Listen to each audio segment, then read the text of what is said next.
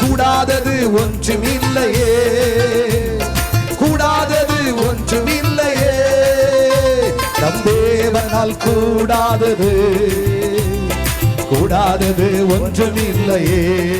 Abraham என்ற தேவ மனுஷன், அழைப்பை பெற்ற தேவ மனிதன், விசுவாச வீரன், பக்திக்குரிய மனிதன், கர்த்தரிடத்தில் அவ்வளவு நம்பிக்கை கொண்ட மனிதன், தேவ சமூகத்திலே காத்திருக்கிறான். கர்த்தருடைய வாக்குத்தத்தத்திற்காக ஆண்டாண்டுகளாய் 75வது வயதுல கர்த்தர் சொல்றார், உன்னை ஆசீர்வதிப்பேன், உன் வித்துல ஒரு சந்ததியை உருவாக்கி உன்னை ஆசீர்வதித்து திரளான ஜாதியாய் உன்னை பெருக பண்ணுவேன் என்றெல்லாம் ஆண்டவர் அள்ளி கொட்டி ஆசீர்வாதத்தை கொடுக்கிறார். கர்த்தருக்கு ஒரு கைத்தட்டு கொடுங்க.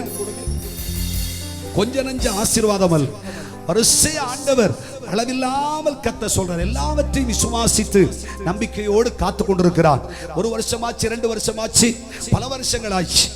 ஐயா 25 ஆண்டுகள் ஆகியும் நன்மையை காணாதவனாய் இருந்தும் கூட ஆபிரகாம் விசுவாசத்திலே தளர்ந்து போகவில்லை. அல்லேலூயா சொல்லுங்க. கர்த்தர் உனக்கு சொன்ன வாக்குத்தத்தங்கள் ஏராளம் உண்டு. ஐயா தேவனுடைய பிள்ளையே, அம்மா உன் வாழ்க்கையில ஆண்டவர் சொல்லி இருக்கிற ஏராள வாக்குத்தத்தங்கள் இருக்கிறது. உன்னுடைய பிறப்பின் காலத்திலிருந்து கர்த்தர் உனக்கு சொல்லிய ஒவ்வொரு வாக்குத்தத்தங்களையும் நீ உன் வாழ்க்கையில் ஞாபகத்தோடு எழுதி வைத்திருக்கிறாய். இந்த வார்த்தை எழுதிய காகிதத்தோடு முடிந்து விடாது.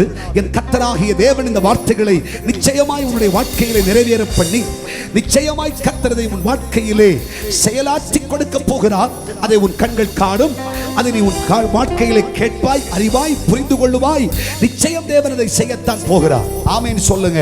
தேவன் சொன்ன ஒரு வார்த்தையும் ஒரு வாழ்க்கையில் தவறாது. 100 வயது வருகிறது. அபிரகாமுடைய விசுவாசம் அவ்வளவு பலத்ததாய் இருந்தது. விசுவாசத்திலே உறுதியாயிருந்தான் அபிரகாம். கர்த்தராகிய தெய்வமோ 100வது வயதுல ஒரு அழகான ஒரு செல்ல குமாரனை கொடுத்தார். ஆமென் சொல்லுங்க. ஹல்லேலூயா. கைகளை தட்டி இளைப்படைந்து போகாதே, சோர்வடைந்து போகாதே. கர்த்தராகிய தேவன் வாக்குத்தத்தம் பண்ணினார் என்றால் தேவனுடைய வார்த்தைகளை உறுதியாயிரு. தேவனுடைய பிள்ளைகளை 1000 வருஷம் ஒரு நாள் போல சர்வ வல்லமை உள்ள தேவனுக்கு. ஆகவே கர்த்தருடைய வார்த்தை நிறைவேறும். தேவனுடைய வார்த்தை நிச்சயமாய் என்னுடைய வாழ்க்கையிலும் குடும்பத்திலும் என் சந்ததியிலும் நிறைவேறும் என்று விசுவாசி.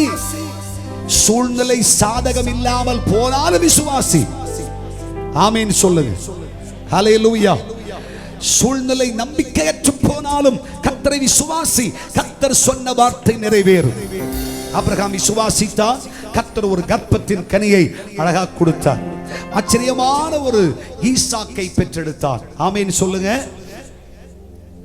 ஆச்சரியமான அற்புதமான ஈசாக்கை பெற்றெடுத்த இந்த மனுஷனை பார்த்து ஆண்டவர் சொன்னார், ஆபிரகாமே நீ ஒன்று செய். உன்னுடைய ஏக சுதன், உன்னுடைய உத்தம புத்திரன், உன்னுடைய இருதயத்துக்கு பிடிச்சவன் ஈசாக்கு என்றாலே சிரிப்பு. அபிரகாமுடைய வாழ்க்கையில சிரிச்சதே அப்பதான். கர்த்தருக்கு ஒரு கைத்தட்டு கொடுங்க. இத்தனை வருஷத்துல அபிரகாம் மனம் விட்டு சிரிச்சார்னு சொன்னா ஈசாக்கை பெற்றெடுத்த பிறகுதான். ஹல்லேலூயா. ஆமென். உங்க வாழ்க்கையிலும் கர்த்தர் ஒரு ஈசாக்கின் அனுபவத்தை கர்த்தர் தருவார். இத்தனை வருஷமாய் உன்னுடைய வாழ்க்கையில ஒரு மகிழ்ச்சியே இல்லையே, என் குடும்பத்தில் ஒரு மகிழ்ச்சி இல்லை, வாழ்க்கையில ஒரு சந்தோஷம் இல்லை.